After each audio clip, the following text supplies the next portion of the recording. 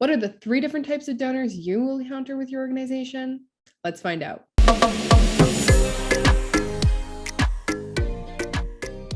Hi, and welcome to Driven's Fundraising Superheroes podcast. You know me, I'm your host, Sabrina Shishente, and as innovators in nonprofit technology, our team at Driven is determined to help you unlock your true fundraising potential. Visit us at trustdriven.com to learn more. We are happy to talk about your volunteer, member, or donor management. Every donor is different, right? No matter your organization, it's going to be hard to find 2 donors that are exactly alike. Everyone's motives, desires, and connections to your nonprofit are completely different from one another, and it's up to you to find ways to connect with each of these people. But how can you do that when they're all so unique? Well, you have to find patterns, and in those patterns, you have to create segments. Sybil Ackerman-Munson is a philanthropy professional with over 2 decades of experience working with donors to establish the best fundraising practices that will help them to avoid costly mistakes. She helps them make a true impact and meaningful difference in the world through their donations, but she also has helped donors give away over $45 million in donations throughout the course of her career. She talks with us today to share her tips on connecting with your donors in a meaningful way. So thank you so much, Sybil, for joining me. Thanks for having me, Sabrina. I'm so excited to be here. We're going to have a great conversation, I'm sure. We are, definitely. So can you begin by explaining the vision behind Do Your Good and your journey leading up to it? Yeah, my vision. Oh my gosh, I'm so committed to this vision. So I worked as a nonprofit professional for over a decade, raising money, but also as a person in the field doing program work. So I did both. And then I moved over to be a donor because one of the people who funded my work asked me to then run his foundation. And he said, I want to still be a trustee, but will you run my foundation? So then I moved over to that side of the table and started giving money away. And I've done that for over a decade now too. I'm getting old. And I've been working on this. I feel so strongly that it's important to support important nonprofits and to support wealthy folks to give money to important work in the field, that I've been doing that for so long, but I've been amassing all this information and I want to share it with the world because I feel like everything I've learned can really help people not leave money on the table, can help both donors and people from the nonprofit community make a bigger difference in the world. So I'm really excited to be here to talk about sort of the tips and tricks that I've learned over the years and just to talk about maybe some of the challenges too. So you go, ask me any question you want. I'm happy to answer. Fantastic. Well, that's amazing because you get that unique perspective from both sides of the situation, you know, as a donor and as a nonprofit professional. Given that you have worked with both donors and organizations, what is the one thing you've noticed that donors want to see within the nonprofits they support? What are they looking for before they give out their donation? And I love that question, but I hope it's okay if I answer the one main thing, depending on the kind of donor that I see. So the most important thing I'm creating online courses, special spotlight mini courses for nonprofits so they can dig into some of this stuff. I know that they're super busy, you know, even in the nonprofit world. So that's why I'm doing these special highlight pieces. And one of the things I really lean into is that there actually isn't one thing for every donor, but there's 3 different types of donors. And if you understand what kind of donor you're talking to, then you lean into the one top thing. So can we break it down to the 3 types of donors and then the one top thing each of those types want to see and hear? Is that okay, Sabrina? Yeah, of course. Go for it. Okay, cool. Okay, so the 3 types of donors are sustainer donor, campaigner donor, and launcher donor. The sustainer donor just loves your nonprofit. Let's say, and I always use this example, but I just can't help it. I love it. Let's say that they're bird watchers, and I worked at Audubon, so that's why I always lean into that. But let's say they love watching birds. They love going on outings. And your organization does that. That's what they do. And so a sustainer donor, they just love going on your outings. They give you money year after year. They might sit on your board. They might volunteer for you. That's a sustainer donor. A campaigner donor What they do is they care more about a major issue like climate change or education reform or houselessness. They care more about that issue, honestly, than they do about your nonprofit. The third kind of donor is a launcher donor. They also, like a campaigner donor, care about the issue more than your nonprofit. So they care about climate change, houselessness, homelessness, any issue, you name it, that they care about. But what they want to do if they're a launcher is they want to find the gap in that issue and fill it. Okay. So as a nonprofit person, if you're talking to a sustainer donor, a person who just loves your group, the number one thing that you do to keep them loving your group is you talk about the major outings, the things you're doing, and get them involved in what you're already doing. That's the number one thing. I mean, there's other elements too that I go into in my courses. That's the number one thing. Give them your annual report, talk about all the great things you're doing, and go for it. That's the big thing is make sure you have clear messaging, but be focused on your organization and what you're doing. If you're talking to a campaigner donor, the number one thing is to ask them, what's the major issue you care about? If they say it's an issue that your organization is working on, focus only on that. Talk about what your group is doing, how you're collaborating with other nonprofits, how you're moving the needle. Just talk about that. Don't talk to them about how they should come to your annual meeting or give them your big annual report. Talk to them about that issue. If you're talking to a launcher donor who wants to fill a gap, you ask them, what are you interested in? And then you start talking about the gaps in that field. Like, what are the things that aren't happening that need to happen to help move the needle? That's what you talk about. So those are the top things for each one of those donors I wanted to emphasize, because a good fundraiser is really good at doing that. I represent in my business sustainer, campaigner, and launcher donors. And so I actually firsthand can see when a nonprofit's doing a great job at like sussing that out first and then pitching me in the appropriate way. I love it when I'm pitched well, because I want to help donors give money away, and the donors want to give money away. We just want to have the right reasons. We want to understand what you're doing in the way that the donor cares about it. So it's really cool. Yeah, that's amazing. And when you segment, that's the best way to get a personalized message to the people you're working with. So I love how you broke it up and how you explained it in such a beautifully simple way. So thank you for sharing that. Thanks, Sabrina. Can I tell you personally sort of why I decided to divide it into three? Yeah. When I started as a donor, I started out first full-time as an executive director of one family foundation. And when I first started, all of these different donors, both the people I worked for and others, when I started networking with other donors, they started telling me, this is the way you're supposed to fund nonprofits, Sybil. And they acted like their way was the only way. And when I was just starting out, I started getting really confused. And I'm like, man, if I'm confused, then the nonprofits must be completely confused and not really know how to access this. And so over these years, that's when I started realizing, no, there's not only one way to fund. There's not only one way to pitch. There's these special ways, though, so that people can maybe navigate it more effectively over time. So yeah, I really feel passionate. That's sort of why I'm doing this. Yeah, that's it's really important, again, to challenge the way that things were. So I like that you got creative and you thought of your own way to, make fundraising a lot more effective. And thanks for saying that. I appreciate it. Oh, no worries. I love the words of encouragement. It keeps me going. So when it comes to actually now communicating with these donors, are there different methods of communication that will work across all three of these types? Yeah. Okay, so once you're pretty clear on what kind of donor you're talking to, being relevant is really important.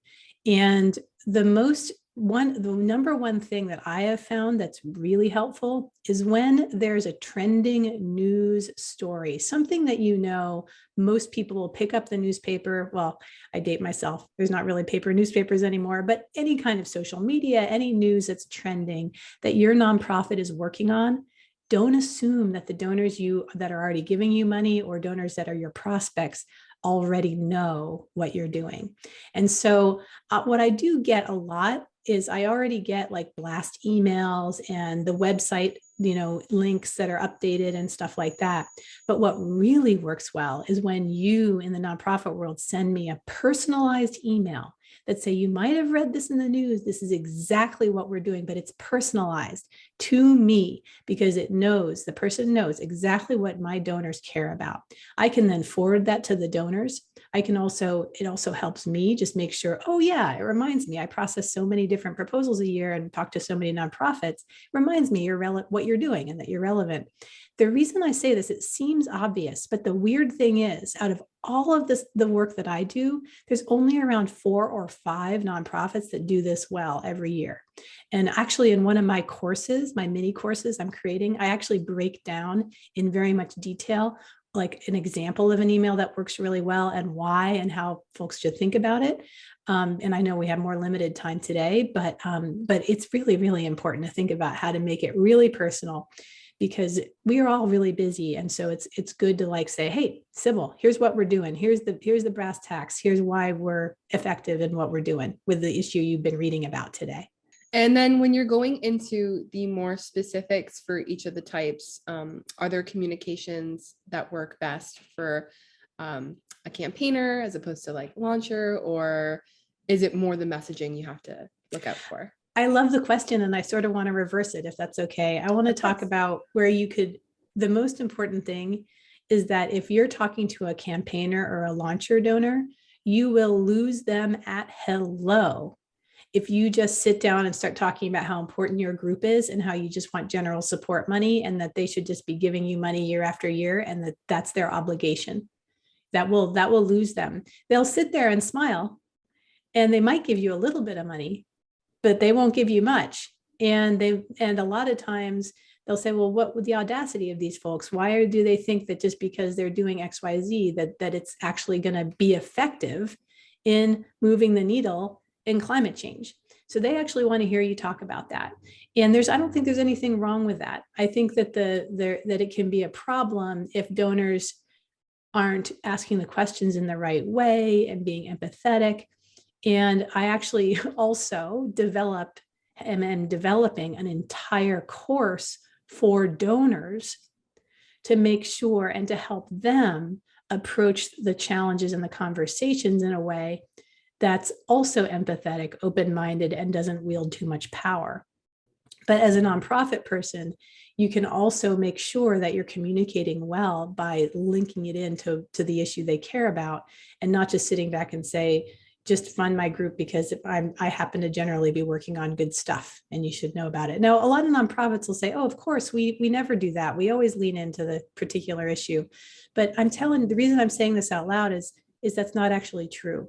A lot of nonprofits, because they're so engaged in the work they do every day, they sort of make a lot of assumptions that this donor one step removed who gets pitched all the time from so many different places, from great nonprofits, how are you going to stand out? And the way you stand out is by really focusing in on making sure that you're telling the donor the kind of work you're doing that fits their interests. Okay. And so if you're dealing with a donor who's really passionate about you and your organization, that's when it's okay to start talking more specifically about if they're a your work. sustainer. And that's why I made those 3 categories, because if they're a sustainer donor, great. Talk about general support, supporting year after year, talk about all your great work. But campaigner and launcher, you don't want to lose them at hello. You want to say, first find out what their interests are, and then either talk about the gaps if they're a launcher, or if they're a campaigner, talk about how you're moving the needle on the issue they care about, which I'm sure you are, great nonprofit person. You are. Just talk about it. Of course. So when they're speaking with the new donor, is it easy, do you find, to distinguish between these 3 types, or are there key things that they should be looking out for? Yeah. And again, great question, Sabrina. Yeah. There are, and in my courses, I do get into this in even more detail, but let's talk about it now. So a donor a lot of times won't tell you, they won't sit down at the table and say, hi, I'm a campaigner donor and I care about climate change. They're not going to do that. So you need to, as a nonprofit person, suss this out. And it's actually fairly simple if you know you're looking for this. So you sit down with them, and the first thing you ask them is, what do you care about? And they will tell you, they'll say, I have seen your group for years. I love bird watching. I just have been engaged and want to be involved. And that's a sustainer donor, because you know that they're saying that. I'm being extreme. They might not be that clear, but it can come out pretty easily if they just start saying, hey, this is the issue I'm in general interested in. They don't have like a really clear plan of action. They're just like, your organization is named bird watching group X, and I love bird watching. So it's pretty clear.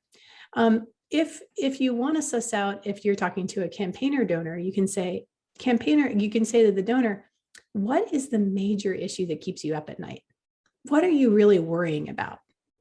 And don't even like start off with your organization's mission statement or anything that you're doing with your organization. You're probably meeting with them because you both have sort of some idea of who each other are. Hopefully you've done that research and they've done the research. But you just say, what is the thing that keeps you up at night? Don't make any assumptions about that. And if they're very specific, if they're like, the thing that keeps me up at night is the fact that our transportation system is right now dependent on fossil fuels, and we're going to transition to an electric renewable transportation system, but how the heck are we going to get there? That's a campaigner funder all the way. Then you lean in and talk about that. So that's a key thing. If somebody says to you, this is an issue I care about, then you know you're not talking to a sustainer donor. They're like very specific, very much how to move the needle. Then to suss out if you are talking to someone who's in general a campaigner donor versus a launcher donor, you can say, hey, are there any gaps in this area that you're worried about? Like, I know you're worried that the fossil fuel based transportation system is going to move to a renewable economy, but like, are you worried about some of the gaps there? Like, let me tell you about some of the areas where we're doing really well moving the needle here, but then here are some of the gaps. And there are some really big, important things that we have to worry about, like when we transition, what's going to happen with workers who are dependent on the fossil fuel economy? Is there a gap? Is there any nonprofit that's actually working there? How can we fill that gap? And so then you can start talking to the launcher donor about those gaps, and that launcher donor can get excited about coming in and helping you work with others to fund that. So it's all about a back and forth, and it can be really, really helpful when it goes well. Yeah. And then when you're connecting with them, obviously focusing on their values, they're going to see that you not only care about their donation, but them as a person. So I love exactly. Yeah, totally. And none of this is to say that you should just be like an automaton and just like work a person and not be real and genuine. I'm talking about this because if you are in the nonprofit space, you're pretty amazing. Like, you're doing stuff, labor of love. So you're there because you care about it. You're not just there because you want to make money. You're not there to be like scamming anybody. You're there because you want to like help people and make the world a better place. And so, and I think the donor does too. It's just that sometimes, and I serve as a translator a lot between the nonprofits and the folks who want to give money away. Sometimes the communication doesn't work as well as it should. And I don't want that to stand in the way of anybody. I want everyone to like maximize the benefit. Definitely. Before we go today, I'd love to get tips from you on how nonprofit organizations can become more relevant in their communities. We talked about the different types of donors, but I'm curious to see what they can be doing outside of their organization in the places that they serve to help attract those donors to them. Oh, what a great question. And it's interesting because it's more multifaceted. Mm-hmm. So a lot of folks who are giving back to the community through wealth, because they have wealth to do this work, they're also volunteering and they're doing public service. So one place you can think about as a nonprofit person is, if you're really trying to like move the needle on something, you can go out into the community and make sure that your nonprofit is working and you have your logo and your brand and everything out in, okay, so let's use an example of tree plantings, right? So maybe there's a nonprofit that organizes all the tree plantings, but you as a nonprofit are doing something that's complementary to that. And you know that there's a lot of donors working in both spaces and they volunteer their time also with tree planting and they bring their kids to that. And so what you can do is you can partner with those other nonprofits to get your name out there in piggyback with their events. And a lot of times folks that are volunteering their time, that means they also have time and resources. So they could then also work with you. And usually nonprofits want to support each other, even though it's a little bit of a competitive atmosphere out there. If you ask, you'd be surprised. So that's one thing. Another thing is your executive director and your campaign director or your any person who's working on a particular program and project. What's really good is to give that person some time, the staffer, not just the executive director, but anybody who's working on the particular project. If you know that you want campaigner donors, for example, those people who are working on the project that a group of campaigner donors that you know of care about, make sure that you have special workshops, special outings just for those kind of campaigner donors that care about your work. And so that's really important. And you don't want to have it be large amounts of you don't want to go for numbers. You want to go for really intimate conversations. And if you're testifying in front of key places where you're trying to like make sure that the public, like let's say there's big, huge rallies about a particular issue where people want to have an open space or anything you can talk about, be sure you're there too, to be able to get your word out and your voice. But there's also lots of marketing strategies too, but I don't want to get into that too much because you have other people that I've seen in your amazing podcast series who talk about very targeted marketing strategies. So they should listen to those podcasts too. Thank you. Yeah, there's a ton of other content that goes into that. But before we head off, I would love if you can share to our audience how they can get in touch with you, how they can learn more, and where they can access all those amazing courses that dive into the skills that you touched on in our interview. Wonderful. Thank you. So I'm launching my Be Real mini course series very soon. And so if you can go on my website, you can pre-sign up with interest. And my website is www.doyourgood.com. And then I also have myself a weekly podcast series too, where I talk to donors about their different strategies, that kind of thing. And all my tips and tricks are in there too. So that's super fun. And you can listen to the podcast on any of the regular streaming sites as well. Thanks so much, Sabrina. This is awesome. Well, thank you again, Sybil, for joining me on the show. I have linked all of her resources in the description box. I have links to her website where you can get more information on her and her courses, as well as her podcast, which I highly recommend you check out. Sybil is incredibly knowledgeable when it comes to connecting with donors and really making a difference with your donations. So if you're interested in learning more, please give her podcast a listen. And if you want to stay updated on everything driven, Fundraising Superheroes, we are so excited to announce that we do have a newsletter and that you can sign up on our website at trustdriven.com. I provided a link directly to our blog page with a sign up form for you in the description box as well. We would love to have you join the Driven family. And as always, thank you so much for listening, and we'll see you next time on Fundraising Superheroes.